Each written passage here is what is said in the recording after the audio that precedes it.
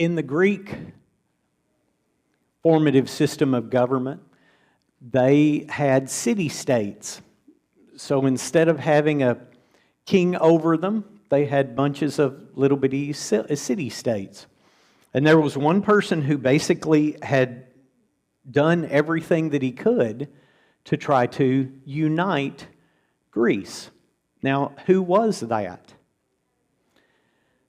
That was Alexander the Great's father, Philip of Macedon. Alexander was incredible, and sometimes we don't give enough credit to his father and what his father basically made him out to be, or at least contributed in the raising of him. And then as he kind of went out, Alexander went out on his own.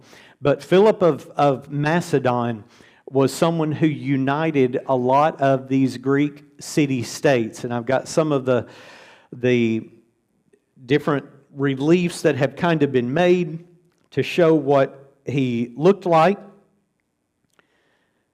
Philip actually received a battle wound in his right eye, so lived through that. But Philip of Macedon, basically as a ruler, pretty much always bent on conquering, because again, trying to unite these regions of Thrace and Macedonia and of Greece. So he was relatively successful. There were some parts that he was never able to kind of conquer and bring into the whole uniting a kingdom as far as Greece was concerned. But he did pretty well. And in fact, when you look at the region of his, I guess, empire, as what you could call it, it ended up being, of course, he was Philip of Macedon, so he was Philip of this northern part. But in trying to unite more of these, and actually united most of them, ended up with a relatively strong empire. In fact, had that have been everything that was ever accomplished in Greece, it probably would have been pretty good. But then Alexander came along. Just a couple of little facts. It was Philip of Macedon, who was brilliant militarily, who came up with the phrase, divide and conquer. Divide and conquer. He also came up with what was referred to as the phalanx formation. So he would have people with large shields and put them shoulder to shoulder, like one large phalanx, who could move into battle, and that prevented them from getting wounded as much, and that contributed to his capability of being able to do so well. He was unfortunately assassinated by a royal bodyguard. An immediate succession to everything that he had kind of done and had pushed for goes to Alexander the Great. Now, what do you know about Alexander the Great? Anyone know anything particular about Alexander the Great? He didn't live very long. No, he did not live very long.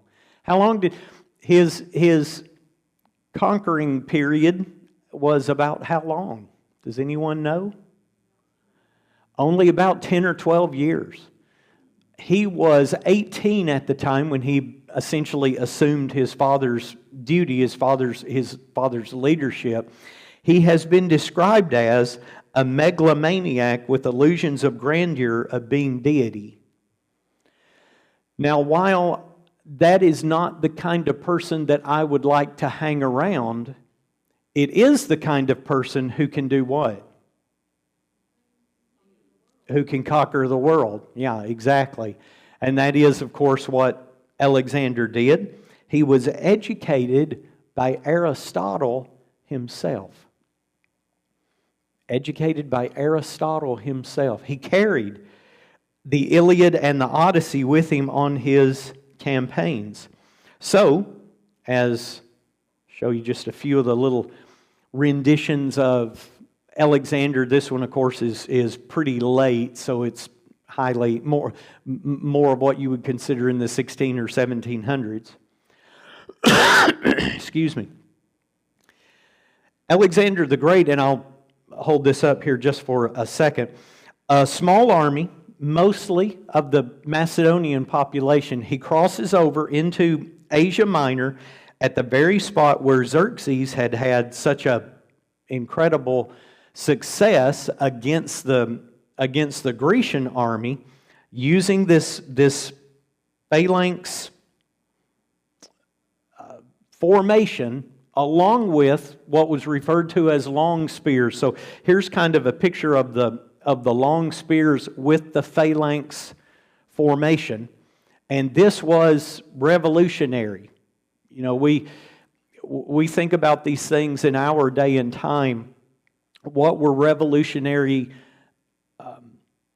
improvements in warfare in modern times? You know, in between the Civil War and World War I, you know, what was the massive invention that changed warfare between the Civil War and World War I? What was it? It was cartridges where you didn't have to what anymore? You didn't have to muzzle load your gun. So that was a massive, massive change in warfare between those two. We keep on going, you can see more and more different changes in warfare. But this that you're looking at, back then, a few hundred years before Jesus Christ, this literally changed warfare on the face of the earth. And it was one of the reasons that allowed Alexander to be so incredibly successful. In the fall of 333 BC, Alexander met the Persian army. It is believed that the estimates were somewhere around 100,000 to 300,000 men that he had to face. Okay?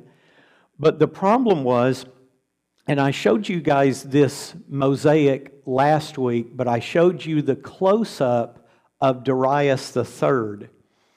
Now, Darius III didn't take the battle seriously, because here's a young upstart. The guy's 18, 20 years old. He's got a much smaller force than my, again, estimated 100 to 300,000. So it's just not going to, they're just not going to be victorious. The Persians brought everything. Darius III brought his wife, he brought his kids, he brought botanists, he brought historians, all to be there to witness this great thing. And then he what? And then he lost. So Alexander the Great is the figure there on the left. The close-up to this picture depicts Alexander the Great. This was the battle that I mentioned last week of Issus. So this was the battle of Issus. When you look at where Issus was located, essentially where Asia Minor kind of makes a turn and begins to be more like what we would normally consider today as Syria. So right in that crook, right in that turn, is where the Battle of Issus was. I guess if you were thinking about it in New Testament terms, who was from around this region of the world? None other than Saul of Tarsus. Yes, Tarsus was right around this area. So this battle here was the battle. This was one of the preeminent battles that changed the balance of power in the world. Now the Persians have or are working on having sway over the rest of the world. They already were the preeminent power in the world by virtue of beating the Persians at this battle of Issus. Now, the next battle that they come to was actually one of Alexander's most difficult ones. Just looking at this, does anyone know what city it is? It's Tyre. It's Tyre. And what Tyre had done, now this is a very recent picture of Tyre off of Google Earth. It didn't look quite that fortified 2,000 or so years ago, But what Tyre had done is that they had a mainland portion of Tyre, and then they had built another section of the city out actually in the Mediterranean Ocean. Now, who was it that first came up against Tyre? Do you know? It was Nebuchadnezzar. It was Nebuchadnezzar. This is actually kind of important, and I'll explain why. Does anyone remember in the Bible where there was a prophecy against Tyre? I've thought about making this kind of one of our Sunday night lessons before. Does anyone know where Tyre is prophesied against in the Old Testament? It is in Ezekiel 26. It's in Ezekiel 26.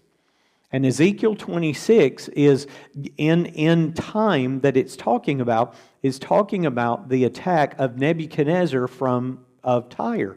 And the thing is, Nebuchadnezzar didn't really take Tyre. He was able to take the mainland portion of it, but he wasn't able to take the portion that's out here in the Mediterranean Sea. So Alexander comes along, of course, a couple of hundred years later, and he's able to take it. And do you know how Alexander's able to take it? He builds a causeway. He builds a causeway out to the little island portion of it, and then is able to besiege the little island section of it. Here's why this is important in 2025. There are lots of people, I've watched YouTube videos of atheists who would say that the Bible cannot be depended on because its prophecies are false. So Jim has, I don't know how many other men in the congregation have stood up for decades and told you one of the reasons why you can believe in the Bible is because it what? It prophesies about the future, and it happens, it comes true, it's accurate. So now there's people who would say, Ezekiel chapter 26, that didn't come true. So therefore you can't believe the Word of God. Well, Nebuchadnezzar did defeat Tyre.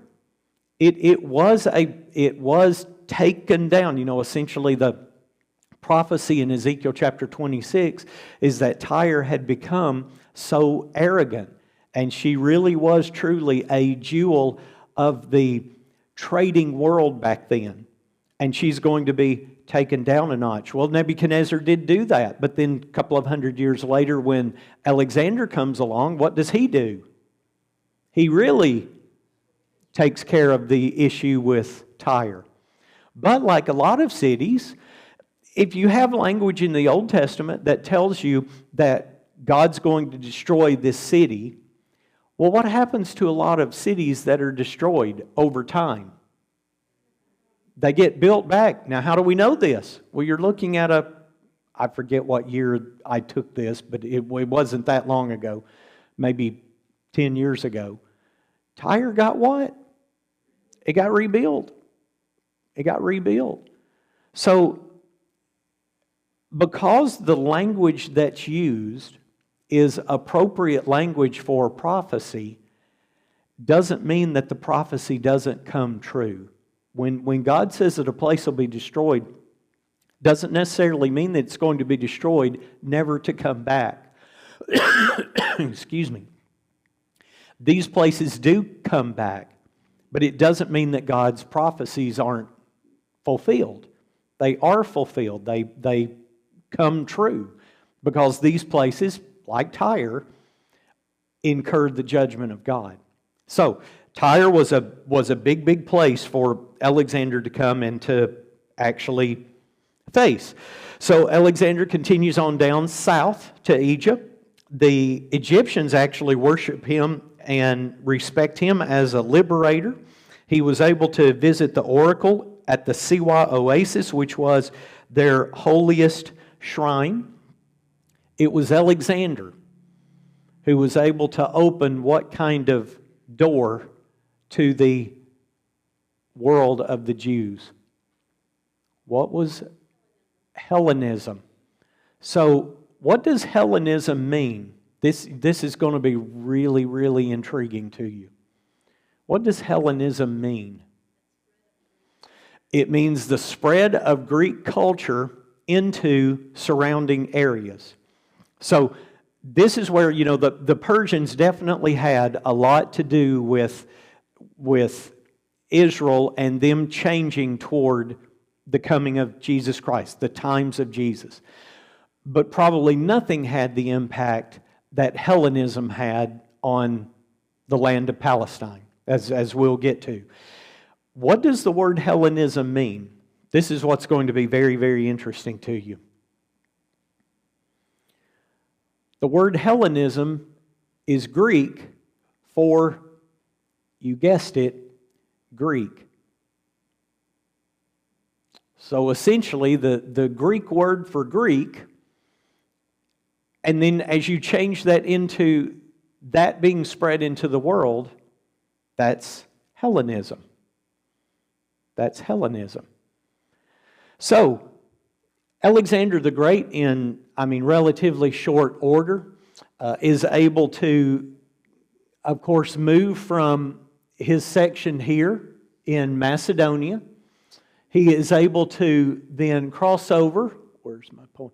Over here to Asia Minor, then down south through the land of Palestine, down to Egypt, and then coming over and heading eastward. And as he heads eastward, he goes into the old what empire? The old Babylonian and the old Persian Empire. He goes all the way to the Indus Valley, to the region of what was called back then the Punjab region, all the way to India. And what happened to his troops? Do you know? What did his troops do?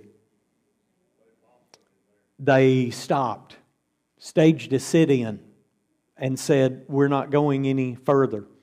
So Alexander at that point turned back around. He marched back to Susa, again in the old Babylonian Empire. In 324 BC, it is, we don't actually know what happened to Alexander. It is thought that he is bitten by perhaps a mosquito and contracts what we think is malaria. Again, you can see just how set in stone this is. But in some way, bitten by something, contracts a disease and dies in 323 at the age of 32. Very, very few people. You maybe could almost say no one else in the just about anyone else in the history of the world was able to accomplish what Alexander did. And even if you could bring up examples, they would be very, very few and far between. You could bring up Napoleon or Genghis Khan, but still the worldwide scope of what Alexander accomplished is truly unique. And when you think about it, Julius Caesar, George Washington, Napoleon, George Patton always used Alexander as kind of their mentor, I suspect that you'd call them. So Alexander left an indelible imprint in the world, but especially as we're thinking about the relationship to the Jews, because he was going to end up changing the Jews pretty much permanently. Now, when Alexander died, you can imagine a place that rules this amount of area. So when Alexander died, he had lots and lots of generals. Who did he appoint to succeed him? Who did he appoint to succeed him? He said the strongest. The strongest. Which one would step into his place? Alexander simply said the strongest. So over the course of a few years, there were 4 of them that came to prominence.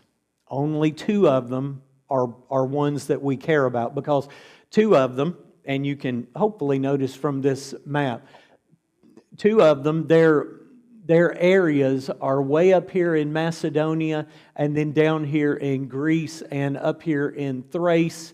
So those two are Antigonus and also Lysimachus, who are up in here.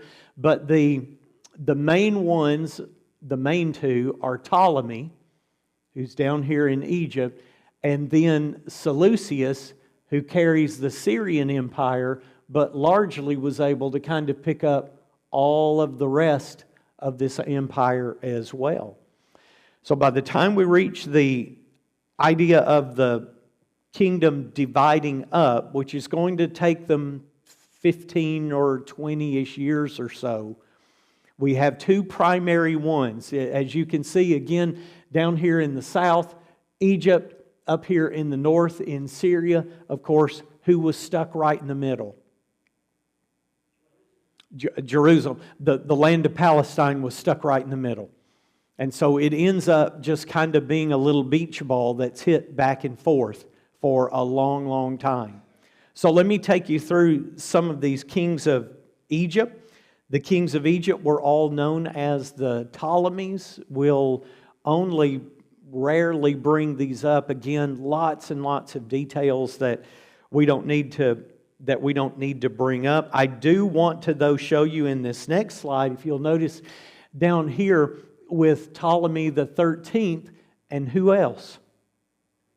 Cleopatra. That is the Cleopatra. That is the Cleopatra. So Ptolemy the 13th was kind of a love interest. Ptolemy the 14th, if I understand, was his brother. Ptolemy the 15th was actually a child between the two of them. And then at this point we get the interaction between Mark Antony and Cleopatra all the way down at the point. And then after this point, you've got the Romans taking over. So just remember that Cleopatra kind of naturally comes along and gets integrated into this Ptolemaic line over time. Now, let's go to Daniel chapter 7. Let's go to Daniel chapter 7, because I want you to notice a couple of things in Daniel chapter 7 and also in Daniel chapter 11.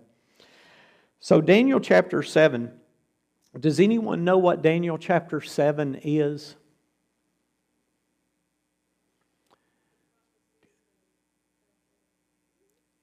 Daniel 7 is kind of a repeat of what?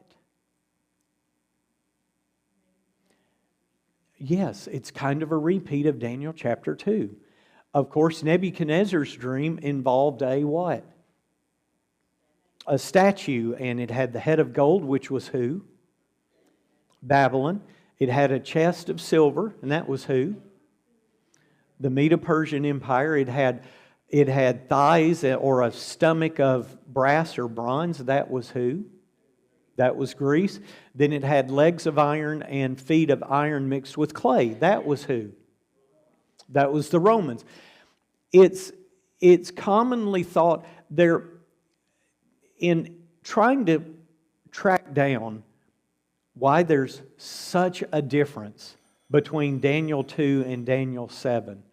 The best that I've come up with is the fact that Daniel chapter 2 is looking at the governmental structure of these world kingdoms.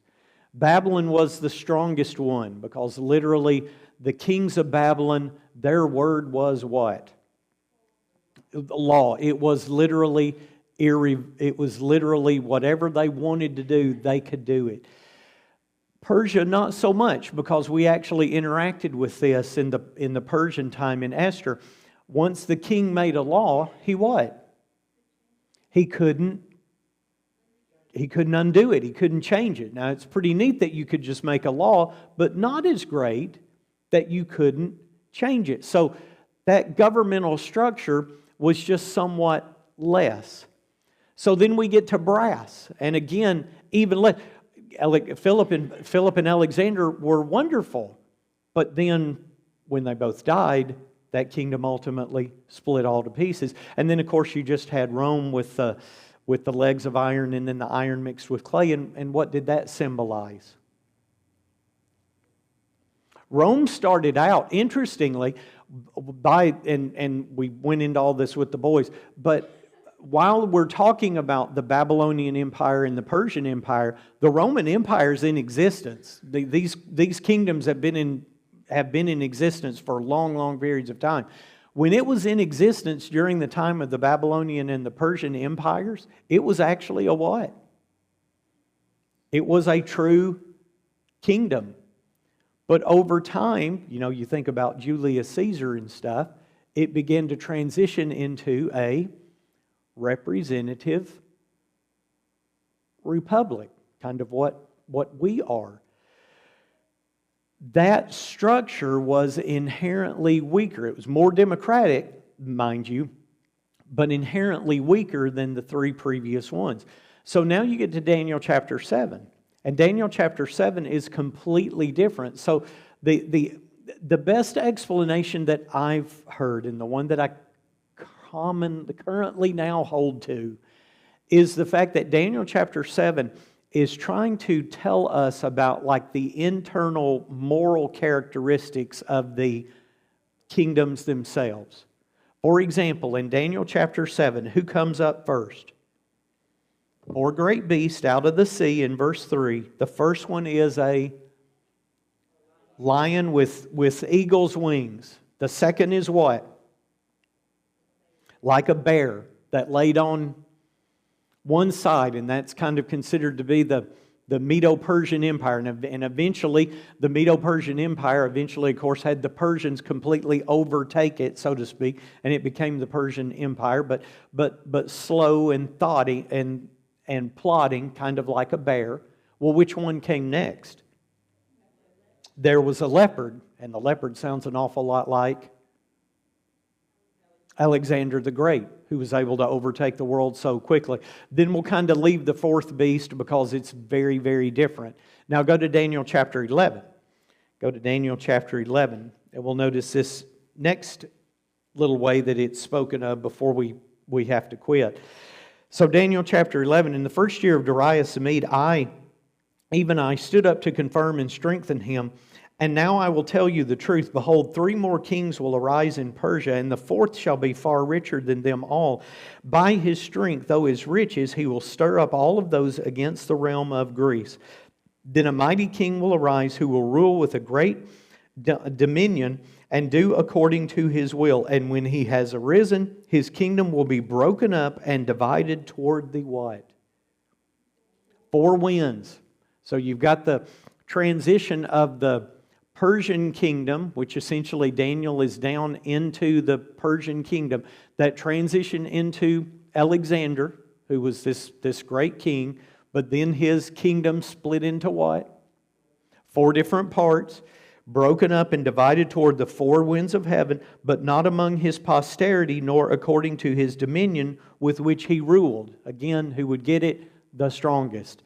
And they began to get at war with one another. For his kingdom shall be uprooted, even for others besides these. And then, in Daniel chapter 11, verse 5, it begins all of the intrigue between these 2 kingdoms. The kingdom of the Seleucids, which is Syria, and the kingdom of the Ptolemies, which is Egypt. In Daniel chapter 11, starting in that 5th verse and running all the way down, you can see that the chapter itself has got 45 different verses. There are dozens and dozens and dozens of prophecies about the inner workings between these 2 kingdoms. Now, all of the detail won't be important. We won't get to the important parts until the 3rd and the 4th kings in the northernmost kingdom of the Seleucids. We'll get to that next week and start showing how Palestine is working into the development of what would be the Grecian period.